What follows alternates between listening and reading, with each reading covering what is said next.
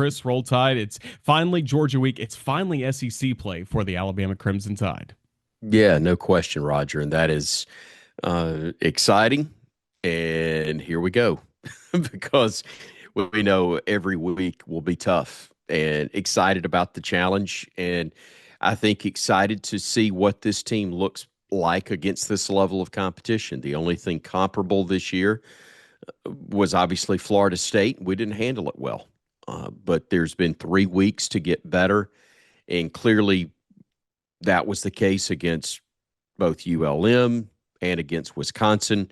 But this is a whole different animal, literally, in the Bulldogs. So we're excited about it. Look forward to seeing how the Tide can fare in what is the first of several very difficult conference games.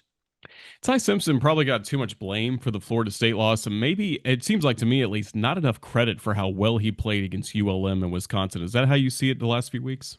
Yeah, but again, he'll be the first to tell you it's far better competition than what you faced in the Seminoles. But on the road, a true road environment, a true um, highly ranked now and deservedly so Florida State defense and squad overall um, did not handle it as well. Certainly didn't look as comfortable and as polished as he did the last 2 weeks.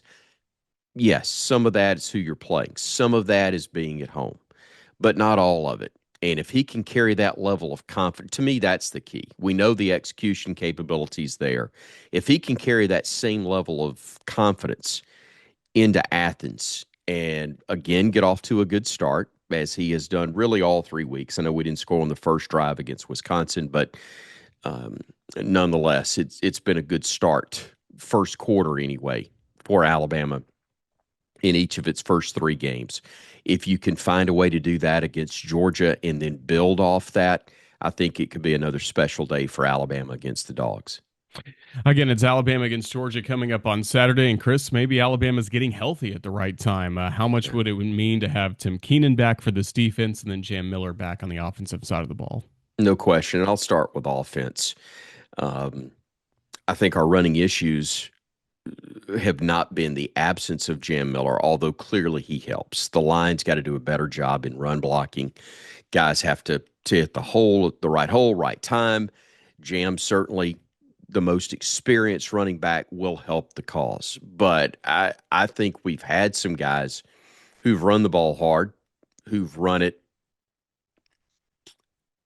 well enough, had they gotten a little bit better blocking to be more effective. But whether it's Jam, whether it's Kevin Riley, or any of the capable guys next in line, you got to do a better job for them up front.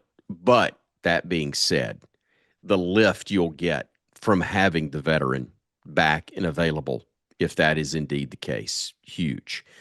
The same with Tim Keenan defense. We missed his vocal leadership in addition to his play against Florida State, just because the surgery had just happened.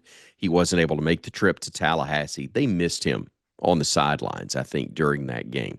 Getting him back just in that regard was a lift for the defense in 2 weeks, but nothing compared to what, again, you'll face against Georgia, and no impact from the sidelines can match the impact he has between the lines.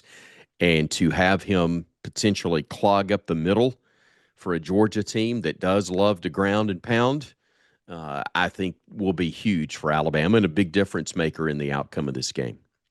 Realize it's still pretty early in the week. I don't know how much you got to see of Georgia against Tennessee a few weeks ago, but just what have you learned about the Bulldogs so far in 2025? Still a resilient team, Roger. They had their backs to the wall on the road against a team that wanted to beat them very badly from a recent history standpoint, as well as for what it means right now in this season for those two teams as they start off conference play in the I almost said the Eastern Division out of force of habit.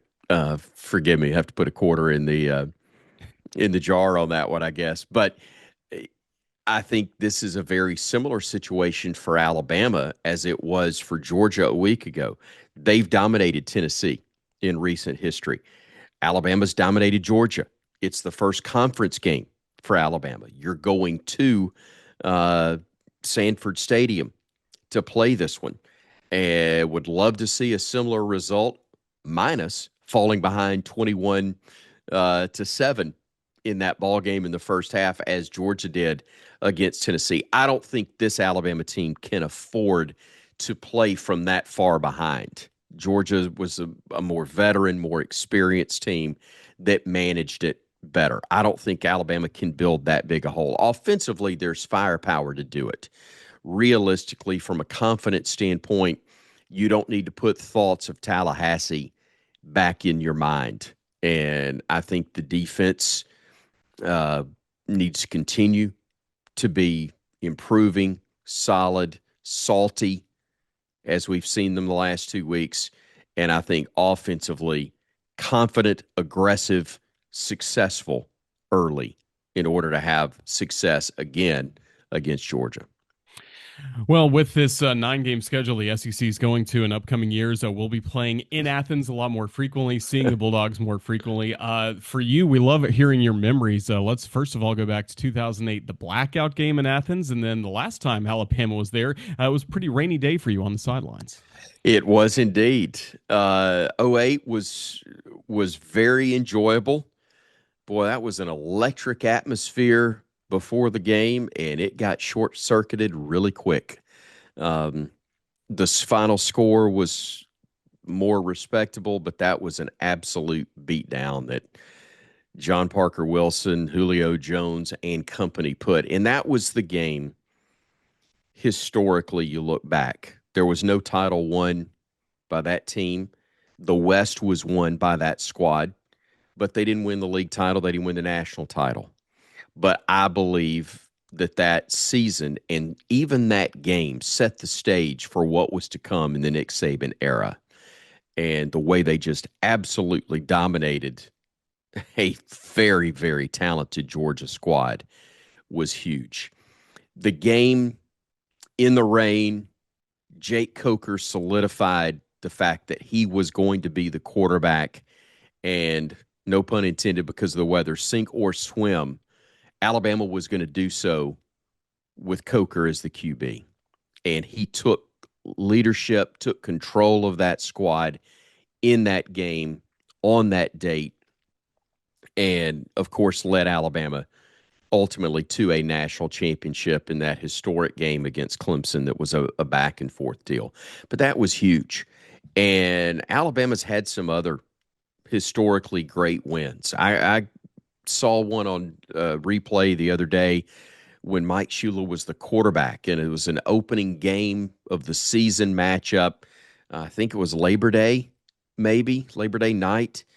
Alabama and Georgia between the hedges. Bama with Ray Perkins as the head coach had led that one from the start, and with a minute to go, give up a block punt. Bless his heart, the freshman, I think, Chris Moore, uh, who had a phenomenal NFL career and career at Alabama, but gets a punt blocked.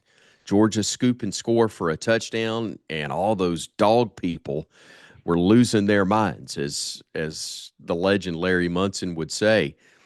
But Alabama goes right down the field, and Shula leads the drive and connects with Al Bell in the end zone for the game winner as they just went through that defense like a hot knife through butter. It was a phenomenal final drive and was part of the legacy of Bama getting wins there when most people don't think they're going to be able to, or at a time they don't think it's going to be possible. There are a lot of people writing off this Bama team against this Georgia squad this year in this game, but hopefully this result will be the same as those, and we'll get out of there with a victory again. We look forward to that coming up on Saturday. We look forward to tomorrow night. Hey, Coach at Baumhower's Victory Grill in Tuscaloosa. Coach DeBoer returns. That'll certainly be good to see. But Chris, also enjoyed your interview last week with the new president of the University of Alabama, Dr. Peter Mueller. I know you've gotten to speak to him a few times, but what was it like getting to see him in that setting? It was terrific. There was only one disappointment in the whole deal: the fact that it's finally hit me that I have been around long enough that I am now older And it's been this way for a little bit, but I'm older than the football coach, the basketball coach, the baseball coach.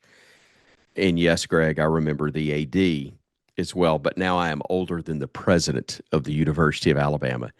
That stinks. That being said, um, I think he is going to be fantastic for the university as a whole, but continue what we've been so fortunate with in terms of having a president who is in lockstep with the athletic director and the athletic department to be as successful. He gets it. He understands what athletics means on a university campus or can mean on a university campus, but fully what it means at the University of Alabama. He said it, we're the face, you're the front porch, if you will, for the university as a whole. It's how so many people initially get connected to your university or hear about your university.